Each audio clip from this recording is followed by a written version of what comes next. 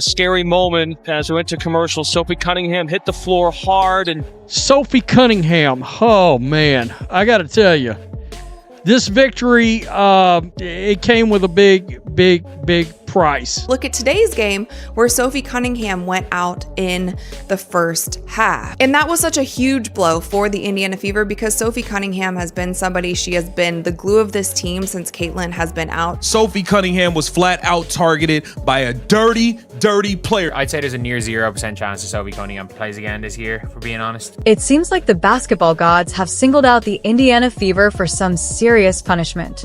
Today, they struck their harshest blow yet by taking Sophie Cunningham out in the most gut-wrenching manner. What began as a typical matchup against the struggling Connecticut Sun quickly turned into a nightmare. Bria Hartley, who looked more like she was tackling in rugby than playing basketball, collided forcefully with Sophie's knee, leaving Indiana's fiercest defender clutching in pain on the hardwood.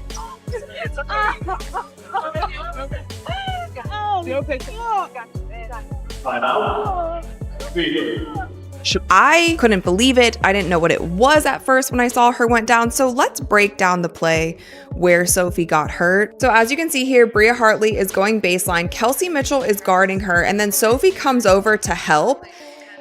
And then Bria Hartley falls on her leg, and Sophie immediately grabs like her shin area. They went at Sophie Cunningham early, and considering this is Bria Hartley, I'm not ruling out she jumped through her knee. Considering who it is, I'm not. Like, Bria Hartley has been ejected multiple times. She's yanked Angel by the hair. This is the Connecticut Sun. This is a team that have jumped through players' knees before. Bria Hartley has had dirty plays all season. But you got to know who we're talking about. Bria Hartley is the same girl that pulled Angel Reese out of there by her ponytail just last game, I think 2 days ago. She pulls Becca Allen by her head to the floor, and Ariel Atkins goes over there to protect her teammate. Bria Hartley has been doing dirty things for all season. She's been a dirty player. Seeing Sophie clutch her right knee, tears streaming down her face, was heartbreaking and had every Fever fan wondering if this injury-riddled season would ever turn around. But then, the story took an unbelievable twist. What happened next seemed to defy logic, physics, and every expectation as the Indiana Fever mounted the biggest comeback in franchise history, without their defensive cornerstone and with a lineup held together by grit, sheer will, and maybe a little bit of luck. Hit that like button and drop Comeback Queens in the comments, because what's coming next is the kind of unforgettable sports magic that only shows up once in a blue moon. For 25 minutes, didn't look like we had any business beating this Connecticut Sun team. For 25 minutes, we looked like the worst team on the court. Defensive rotations, Marina hitting the three, Sanaya Rivers taking it to the rim, Tina Charles, Aaliyah Edwards, out rebounding AB, Natasha Howard, but we came alive when we needed to come alive. We forced overtime. Kelsey Mitchell, back-to-back threes in OT. Lexi Hull, dagger three, putting the nail in the coffin. I'm so proud of you. I'm proud of you too. Proud of you. I'm so proud of you guys. I know that sometimes it sounds like just a word when we talk about being resilient, but it's not, man. It's how we live. Yep. It's how y'all live, and it's a tribute to you. It's a tribute to your connectedness, your togetherness, your toughness, your mindset. You never give up gritty attitudes. Like, that's what it takes. That's what it takes, and we will never be counted out, because that is worth gold. That is worth gold. Injury was absolutely brutal to witness live. Anyone keeping up with the WNBA this season knows exactly who Bria Hartley is and the reputation she's earned. This is the same player who once yanked Angel Reese down by her ponytail, a fierce competitor who's been throwing elbows and making dangerous plays all season, yet somehow managed to avoid the suspensions many believe she deserved months ago. During the second quarter, when Hartley drove to the basket and lost control, she didn't just stumble. She collided violently with Sophie's firmly planted right leg, like a wrecking ball smashing into a crucial support beam. The force and obvious preventability of the hit raise serious questions about whether officials will allow this kind of reckless play to continue unchecked until someone's career is permanently affected. Now, she was on the ground, she was crying, she was yelling. It definitely seemed like she was in a ton of pain. The training staff went over to her, they went to commercial break. Like, it was a real injury. This wasn't something, and Sophie's the type of player, a lot of times when she does get injured, she just gets right back up. She tries to walk it off. This was something that kept her down, and it was so hard to see. It is ironic because Bria Hartley has been in multiple scuffles this year with the Connecticut Sun. A lot of people would categorize her as a dirty player. She roughs house. And Kathy Engelberg, this is why I say you wonder why there's so many goddamn injuries all over the league, because you are allowing people to play rugby and football and do UFC moves in the middle of a basketball game. In the beginning of this game, Sophie Cunningham is bringing the ball up the floor. She gets mugged, hit upside the head, knocked to the floor while dribbling the ball up the floor 75 feet away from the rim. Do you think the refs called anything? Both Sophie's sister, I believe, and her mother both tweeted about this play. Now, Lindsay, her sister, said, WNBA, maybe you should focus less on fining players for commenting on your poor officiating and more about hiring officials that are able to call a consistent game and protect your athletes. Pathetic. Praying for you, Sophie. And then Paula, who I think is her mom, that's what the internet is saying, she said Hartley is a disgruntled player, having trouble everywhere she goes. She's plain mean and plays out of control. Sophie's reaction said it all about just how serious the injury was. This is a player known for her toughness, physicality, and never backing down. So seeing her clutch her knee, hop on one leg, and then collapse in pain was gut-wrenching. It's the kind of moment that immediately sends a chill down your spine, signaling that something major has gone wrong. Having to be helped off the court by trainers and teammates, clearly unable to bear any weight on that leg, should have been a devastating blow for Indiana, especially with their roster already stretched thin. But what makes this situation even more frustrating from a league-wide perspective is that it was completely avoidable. The WNBA has failed to keep dangerous play in check all season, allowing players like Hartley to behave like they're in a demolition derby. The officials in this game had already let Hartley and her teammates get away with several reckless hits and overly aggressive tactics in the first quarter, like when Sophie was knocked down while dribbling far from the basket and no call was made. When you let players run wild with rugby-style hits and UFC-level physicality without repercussions, injuries like this become inevitable. And sadly, today was proof of that failure. The Connecticut Sun, by the way, if you guys have seen, they've done a lot, they have done a lot of reckless things in this game that haven't led to fouls. I don't think this is, I hope this isn't reckless. I can't rule out it being reckless. I hope it's not reckless. But at the same time, like, the referees, there were so many situations earlier on in the game that, in fairness, that the referees were letting away with. The referees thought, okay, yeah, let's tee up Sophie Cunningham straight away in the game. And that's going to, that's keeping the game in control. But from minute one, the Connecticut Sun, how many times have the Connecticut Sun against the Fever dove through people's knees? Multiple times this team has. You guys brag about how physical. You guys wear it like a badge of honor. We're here to watch basketball. If we want to watch wrestling, we'll watch wrestling. If we want to watch fighting, we'll watch fighting. We're here to watch basketball. And Bria Hartley is no different than Dejanay Carrington. It's just nobody talks about it because she's on the Connecticut Sun and they suck. What makes this situation even more frustrating is that Sophie Cunningham has become the very heart and soul of the Fever during Caitlin Clark's extended absence.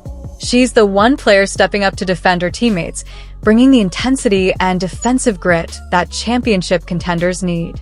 Since the All-Star break, Sophie has been Indiana's most reliable performer, putting up over 12 points per game, shooting above 50% from beyond the arc, and providing irreplaceable leadership. Losing her for any significant stretch would be devastating for a team already barely holding on in the playoff hunt. Sophie Cunningham was by far, as the games went along, by a landslide, the best addition we had on this roster. From her play, her shot making, her defense, the intensity she brings, the energy, her having Caitlin Clark's back and actually being willing to fight and scrap when nobody else would hold Caitlin Clark down. Sophie Cunningham said, you know what? I got you. Now she's done. The best addition we had all season. She is playing so incredibly well during the second half of this season. She plays hard every single night. She's super tough. She doesn't make excuses. She is somebody who has really held this team together. The timing couldn't have been worse for the Indiana Fever. Coming into this matchup, they had dropped 4 of their last 5 games and absolutely needed a win against the league's lowest-ranked team to keep their playoff hopes alive. With Caitlin Clark sidelined for her 13th straight game due to a groin injury, both Sydney Carlson and Ari McDonald out for the season, and now Sophie Cunningham potentially facing a similar fate, the Fever were staring down the possibility that their season could unravel entirely due to circumstances beyond their control. When the Connecticut Sun built a 19-point lead by halftime and pushed it to 21 early in the third quarter, it felt like the end for Indiana's postseason chances. But that's when the narrative shifted from despair to something truly remarkable. Instead of folding under pressure like many teams might, the Fever mounted one of the most stunning comebacks in recent basketball memory. Kelsey Mitchell took the reins, refusing to accept defeat regardless of the obstacles in her team's path. Indiana's second half was a spectacle that defied every prediction and expectation. What unfolded was a showcase of championship-caliber grit and determination that distinguishes good squads from great ones. Mitchell's performance alone deserves a documentary, as she was virtually unstoppable over the final 2.5 quarters. After scoring just 4 points in the first half while her team struggled, she erupted for 34 points in the second half and overtime, matching her career high with 38 points total. This wasn't just an impressive scoring night. It was the highest point total by any player in the WNBA this season, delivered at the most critical moment to keep the Fever's playoff hopes alive, but the stats only tell part of the story. Mitchell dominated in every facet, shooting 11 of 22 from the floor, hitting 5 of 8 three-pointers, and going 11 of 12 at the free throw line. She also contributed 6 assists and grabbed 4 rebounds. Most notably, she scored all 10 of Indiana's overtime points, including consecutive threes that sealed the comeback and marked the largest rally in franchise history. When the stakes were highest, Mitchell stepped up like a true superstar. Adding to her legacy, Mitchell joined Diana Taurasi as one of only 2 WNBA players to have multiple games with 35-plus points, 6 or more assists, and 5 or more three-pointers. A rarefied company for clutch performances. Yet, this wasn't a one-woman show. The supporting cast played a huge role in this comeback. Odyssey Sims, recently signed to a hardship contract and starting for the first time with Indiana, chipped in 19 points and 7 assists, while providing veteran savvy and steady playmaking. Aaliyah Boston put together arguably her best game of the season with 14 points, 13 rebounds, 5 assists, 2 steals, and 2 blocks. Natasha Howard added 18 points and a key interior presence. Lexi Hull nailed a critical three-pointer late in overtime to help seal the victory. Even Brianna Turner, who's seen limited minutes all year, contributed valuable defensive efforts off the bench during crucial stretches. This was a full-team effort, showcasing resilience and refusal to use injuries as excuses. Head coach Stephanie White deserves credit for the tactical adjustments that helped fuel the comeback. Despite a depleted roster, her decision to start Sims and trust Mitchell, even during a tough first half, demonstrated championship-level leadership and belief in her players. White's ability to keep the team focused after setbacks, including Sophie's injury and a big deficit, showed her growth as a coach. Technically, this comeback was a textbook example of performing under pressure. After shooting just 30% and missing all 10 three-point attempts in the first half, the Fever turned it around with 46% shooting overall and 7 for 12 from deep in the second half. They out-rebounded Connecticut on the offensive glass and forced turnovers to create extra opportunities. Most importantly, they showed mental toughness and determination, the hallmarks of championship teams. This victory is about more than just basketball. It symbolizes the heart and spirit of sports.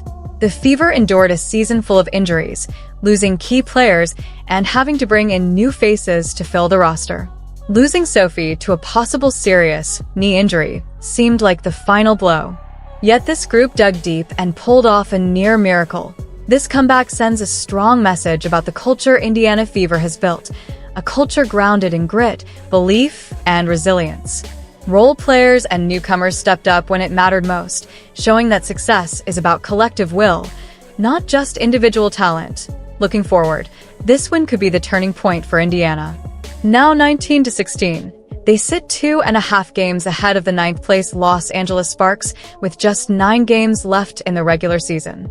More importantly, they've proven they can overcome adversity and compete at a high level.